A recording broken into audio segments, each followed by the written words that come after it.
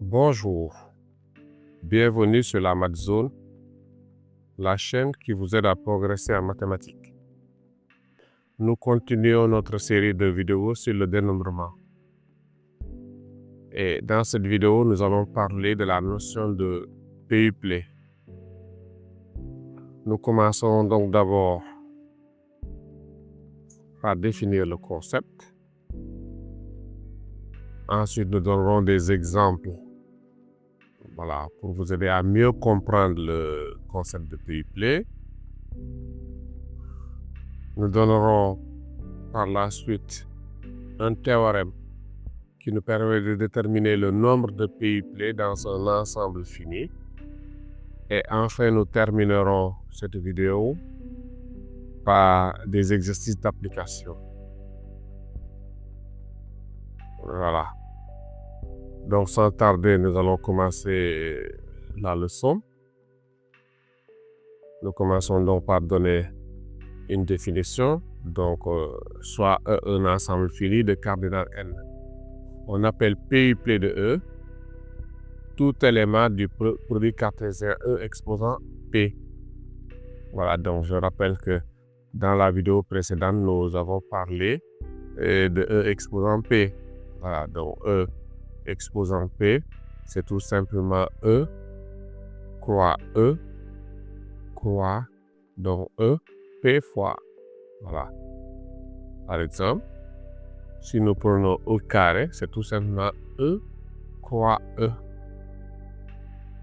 Et E croix E, c'est l'ensemble des couples d'éléments de E. Voilà, donc E, c'est tout simplement l'ensemble des couples X, Y, avec X, un élément de E, Y, un élément de E. Donc c'est ça, E au carré. De manière plus générale, donc on a défini E exposant P. Voilà. Voilà, donc pour comprendre maintenant la notion de PUPLé, on nous a donné un ensemble E constitué des lettres A, B, C et R. Premièrement, on demande de citer les deux uplés de l'ensemble E. Donc, citer les deux uplés de l'ensemble E correspond à donner tous les éléments de E croix E. Donc, ça veut dire tous les éléments, tous les couples qu'on peut former avec les éléments de E. Voilà, donc les deux uplés de E, donc on peut avoir AA. Donc, si on choisit l'élément A deux fois, on peut avoir AB. On peut avoir AC. On peut avoir BA, BB, BC. On peut avoir CA. On peut avoir CB. On peut avoir CC. Donc, voilà tous les couples d'éléments de l'ensemble E que nous pouvons former. Voilà, donc ces couples, on les appelle des deux uplés. Voilà, deux uplés ou bien deux listes d'éléments de E. Voilà. Donc, deuxièmement, maintenant, on nous demande maintenant de citer 5 triuplés. Donc, les triuplés, donc, ce sont les éléments de E, fois E, fois E. Voilà, E exposant 3. Donc, ça veut dire quoi? On doit former des triplés d'éléments de E. Donc, 3 uplés, c'est des triplés. Donc, on va former des triplés avec des éléments de E. Donc, on peut avoir, par exemple, A, C, c'est un triuplet de E. On peut avoir A, B, C. On peut avoir B, C, C. On peut avoir C, A, C. On peut avoir B, B, B. On nous a demandé d'en citer 5. Voilà, donc l'ensemble des triplets n'est pas fini. On peut en citer encore d'autres. Voilà, donc dans le théorème que nous allons donner tout à l'heure, nous verrons combien de PUPLé on peut former avec un ensemble à n éléments. Voilà, donc on retient tout simplement qu'un PUPLé, c'est tout simplement donc une liste ordonnée de P éléments d'un ensemble E donné. Voilà.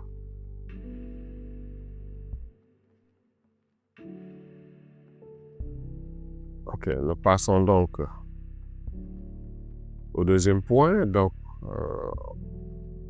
comment déterminer le nombre de PUPLé d'un ensemble fini? Voilà, donc là, nous avons le théorème qui nous dit soit E un ensemble fini de cardinal n. Le nombre de PUPLé de E, c'est tout simplement n à la puissance P. Voilà, donc si on a un ensemble E de cardinal n, le nombre de PUPLé de E, c'est tout simplement n à la puissance P.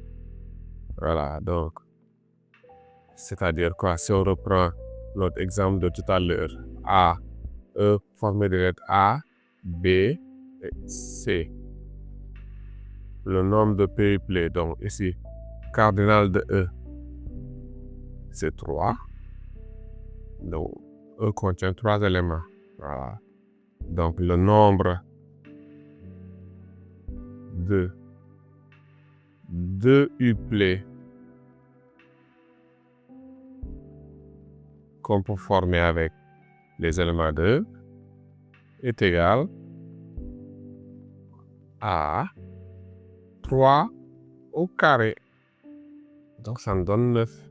Donc, on va juste appliquer ce théorème-là qui nous dit que si E est de cardinal n, donc le nombre de PUPLé qu'on peut former, c'est n à la puissance P.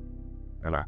Et si nous retournons à notre exemple tout à l'heure, si nous comptons les deux uplés qu'on avait formés tout à l'heure, donc on avait 1, 2, 3, 4, 5, 6, 7, 8, 9. C'est exactement 9 deux uplés. Voilà. On peut continuer. Hein? Donc, le nombre de 3 uplés qu'on peut former avec les éléments de E, le nombre de 3 uplés de E et 3 à la puissance 3, ça fait 27. Bon. Le nombre de 4 uplés, donc si on forme des quadruplés, le nombre de 4 uplés de E, 4 uplés d'éléments de E, et 3 à la puissance 4. Voilà. Donc, c'est un théorème très important qui va nous aider par la suite. Hein? Donc, si cardinal de E, c'est n, le nombre de uplés, c'est n à la puissance P.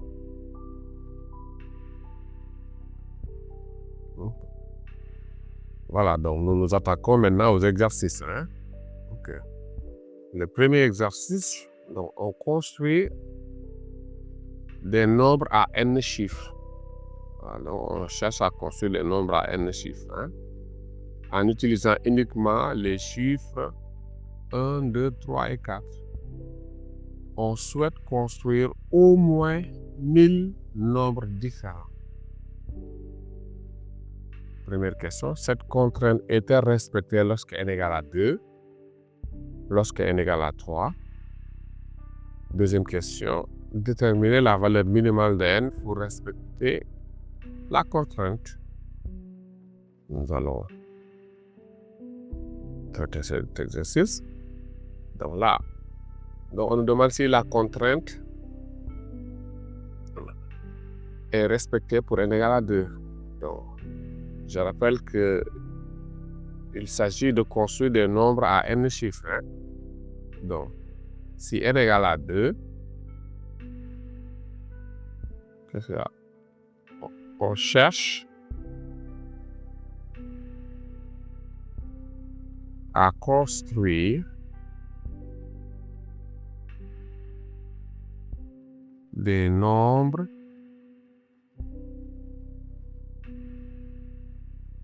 à 2 chiffres. Les 2 chiffres sont pris dans l'ensemble E, considéré des chiffres 1, 2, 3, 4. Voilà. Voilà, si on donne un exemple, hein,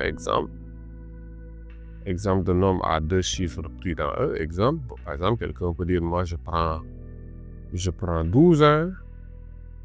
Bon, quelqu'un peut dire, moi je prends 44, hein. Voilà. Puisqu'on a dit 2 chiffres plus dans 1, hein, donc on peut prendre le même élément 2 fois. Va bien. Donc, si nous comprenons bien cet exercice, en fait, un nombre à 2 chiffres plus dans E peut être considéré comme un de liste de E. Voilà. Donc, un nombre à 2 chiffres pris dans E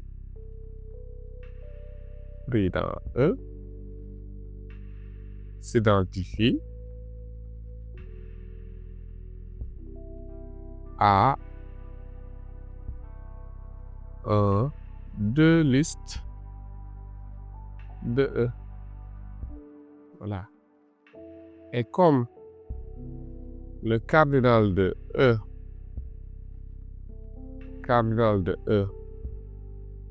c'est 4, E contient 4 éléments, donc le nombre de deux listes, bon, quand je dis deux listes ou bien deux uplets, c'est la même chose, hein. Voilà. Deux listes de E et 4 au carré. Donc, ça c'est 16. Donc, avec les éléments de E, on peut au maximum former 16 nombres à 2 chiffres. Donc, vous voyez bien, on est loin du compte. Hein. Nous, on cherche au moins 1000 nombres différents. Donc là, la contrainte, c'est n égale à 2. La contrainte n'est pas respectée. Hein. La contrainte n'est pas respectée. La contrainte n'est pas respectée,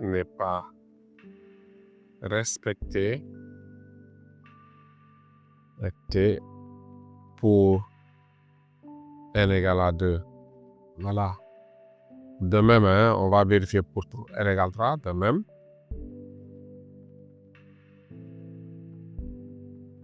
Si n égale à 3, voilà. Un nombre à 3 chiffres. Un nombre à 3 chiffres de E s'identifie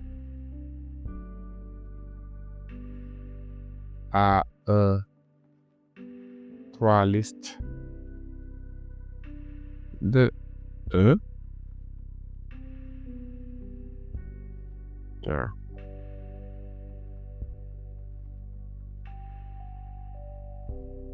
Donc, le nombre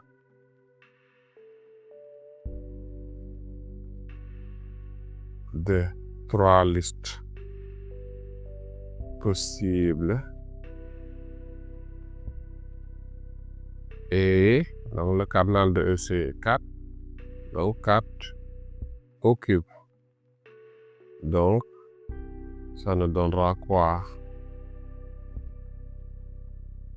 4 au cube, 4 au carré c'est 16, donc ça fait 64. Là aussi, la contrainte n'est pas vérifiée parce que la contrainte n'est pas respectée, parce qu'on veut au moins 1000 nombres. La contrainte n'est pas respectée.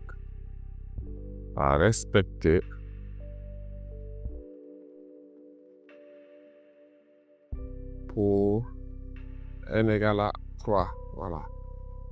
Donc, ce qu'il faut comprendre ici, donc, un nombre de 2 chiffres s'identifie à un 2 listes de E. Un nombre de 3 chiffres s'identifie à un 3 listes de E. Voilà. Donc, de façon plus générale, donc, un nombre de n chiffres s'identifie à n listes de E. Donc, un nombre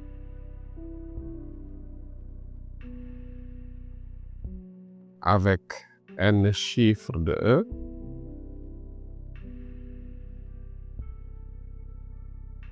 s'identifie à une n liste de E. Comme cardinal de E, c'est 4. Donc, il y a 4 à la puissance n nombres possibles. Nombres possibles. Voilà. Maintenant, on nous demande de déterminer la valeur minimale n pour respecter la contrainte. Donc, on veut que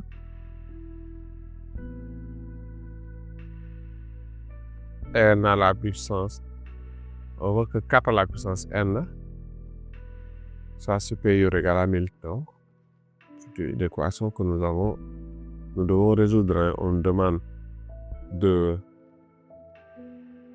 déterminer la valeur minimale n pour que la constante soit respectée. C'est-à-dire qu'on ait au moins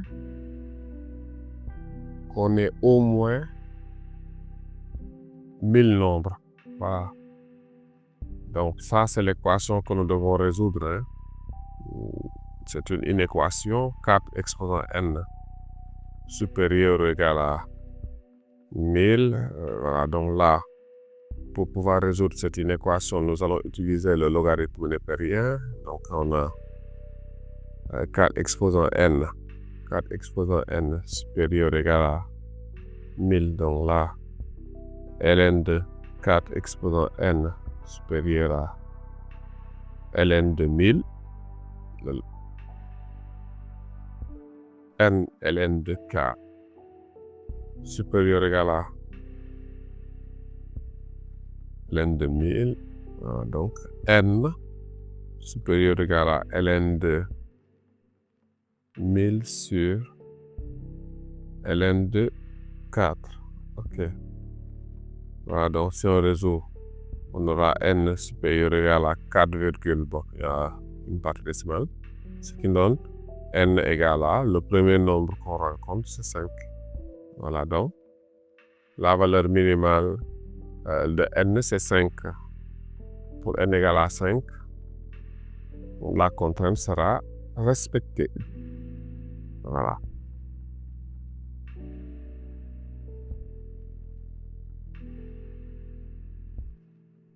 On peut maintenant passer à l'exercice 2. On nous dit un questionnaire à choix multiples autorisant une seule réponse par question comprend 15 questions. Pour chaque question, on propose 4 réponses possibles. Combien y a-t-il de façons de répondre à ce questionnaire? Voilà. Donc, avant de répondre,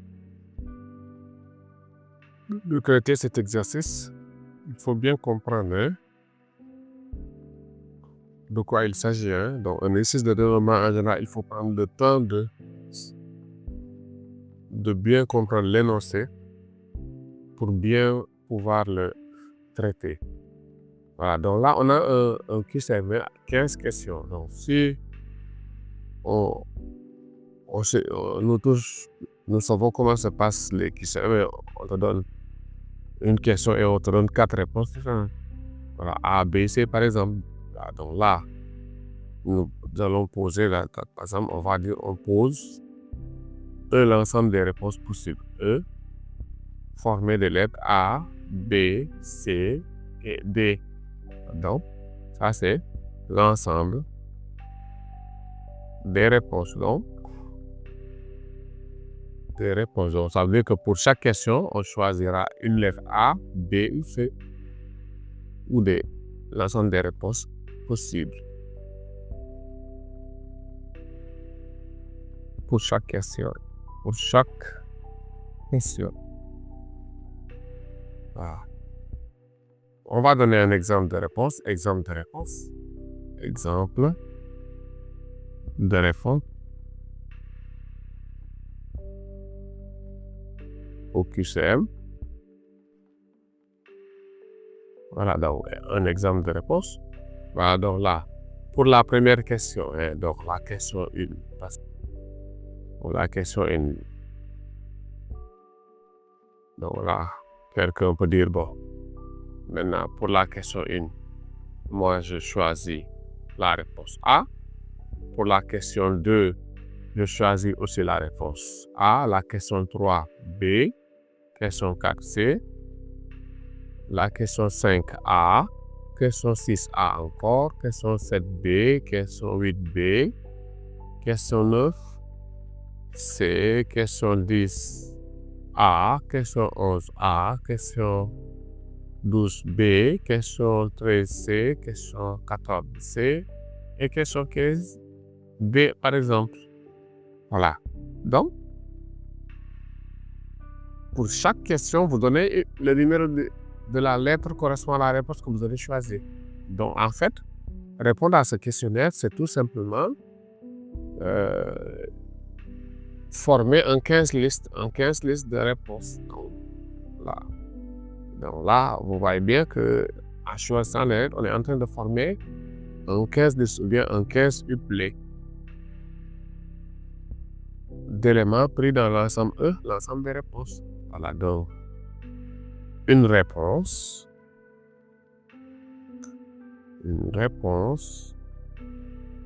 au QCM s'identifie à une 15 listes de l'ensemble E. Comme cardinal de E, c'est 4. Donc, le nombre de réponses possibles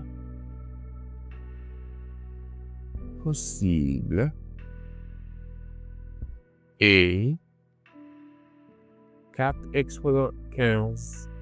Voilà. Nous n'allons pas calculer, c'est un grand nombre. Voilà. Donc, le plus important dans un exercice de développement, c'est de comprendre.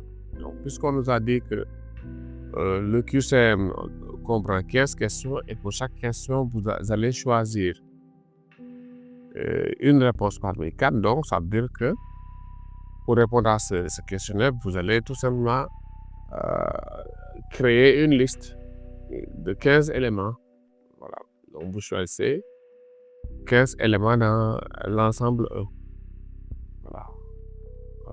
Et là, le terme tout à l'heure nous dit que le nombre de PUP, c'est n à la puissance p, et nous, n c'est 4 et p c'est 15. Donc, le nombre de façons différentes de répondre à ce questionnaire QCM, c'est 4 à la puissance 15. Voilà. Un dernier exercice maintenant. On a placé dans une urne 5 jetons noirs, 3 jetons blancs et 1 jeton rouge. Voilà, donc, on a 5 jetons noirs, 3 jetons blancs et 1 jeton rouge. Voilà.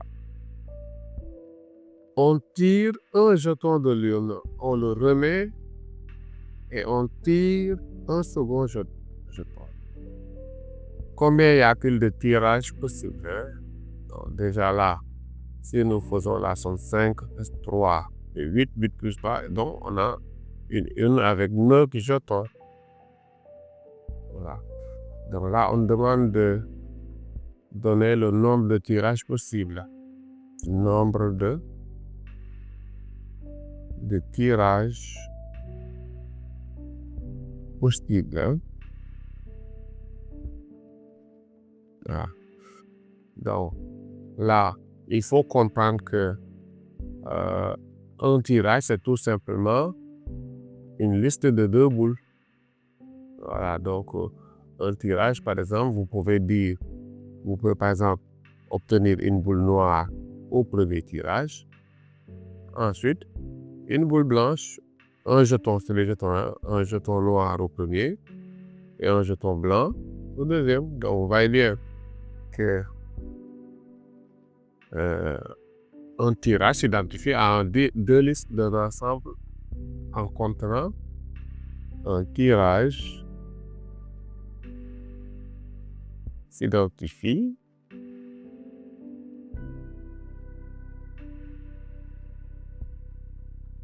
à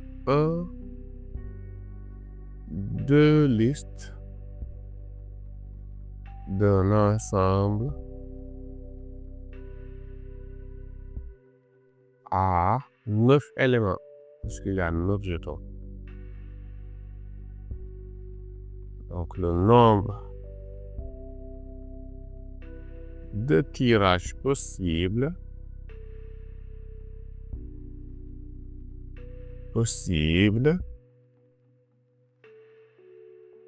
est 9 au carré.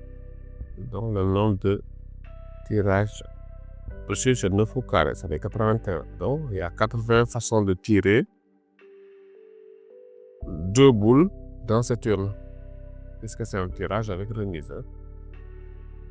Voilà, bon, maintenant, on aurait pu faire un schéma comme ça.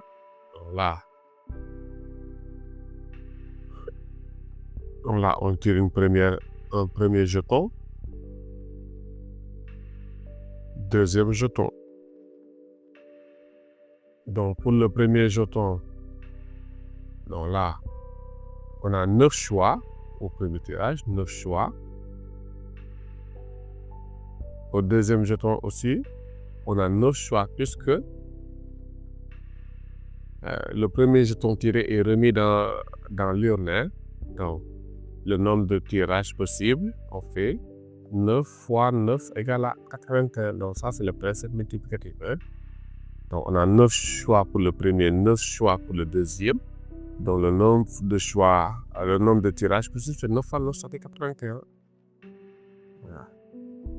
Pour la deuxième question maintenant, on dit combien y a-t-il de tirages comportant le jeton rouge. Hein?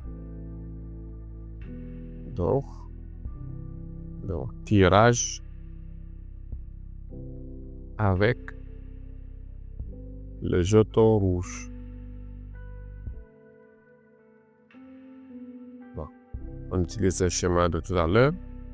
Donc, tirage avec le jeton rouge. Donc là, on peut avoir le jeton rouge au premier tirage, ou bien le jeton rouge arrive au deuxième tirage. Rouge. Donc là,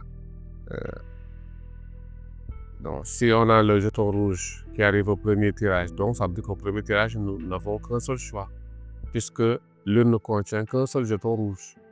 Voilà, maintenant, si le premier jeton il est rouge, ok, le deuxième jeton n'est pas rouge, donc ça veut dire qu'on aura 8 choix pour le deuxième jeton. Hein? Maintenant, on peut avoir maintenant un premier jeton qui n'est pas rouge, donc puisqu'il y a 8 jetons qui ne sont pas rouges, donc on peut avoir 8 choix pour le premier et un seul choix pour le deuxième. Voilà, bon, maintenant, on allait oublier une dernière possibilité. Le tirage se fait avec remise, donc on peut aussi avoir rouge et rouge. Donc, on peut avoir rouge et rouge. Voilà. Le premier jeton peut être rouge puisqu'il est remis dans l'urne. Le deuxième jeton aussi peut être rouge. Donc voilà les possibilités. Donc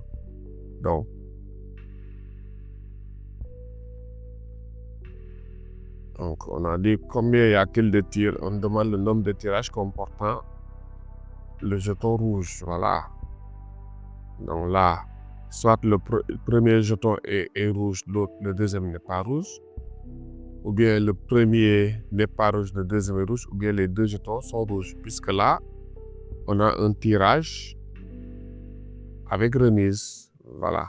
Donc, pour trouver maintenant le nombre de tirages possibles, il suffit de faire la somme. 8 plus 8 plus 1, ça fait combien? 8 plus 6, ça fait 17. 17 tirages contenant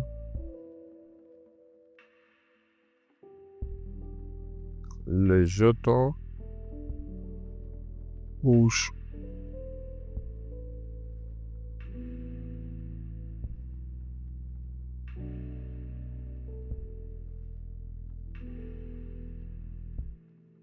Pour la dernière question maintenant, on demande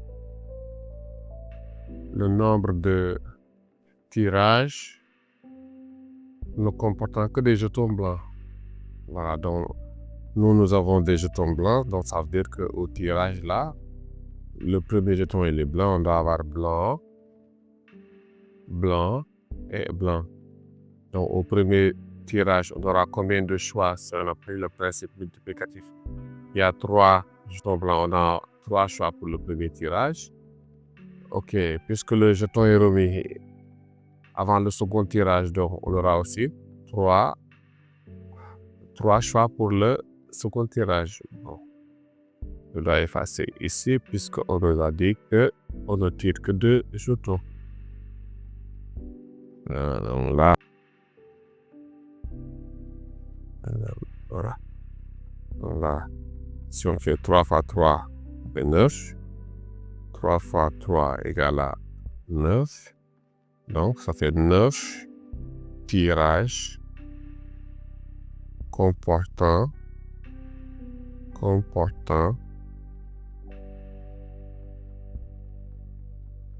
que des jetons blancs.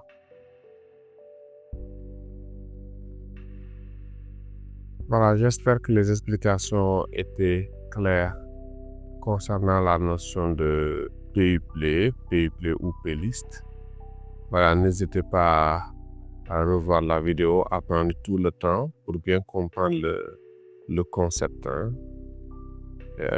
N'hésitez pas aussi à la partager avec vos amis pour les aider eux aussi à progresser en mathématiques. Je vous remercie de votre attention et je vous donne rendez-vous à la prochaine vidéo.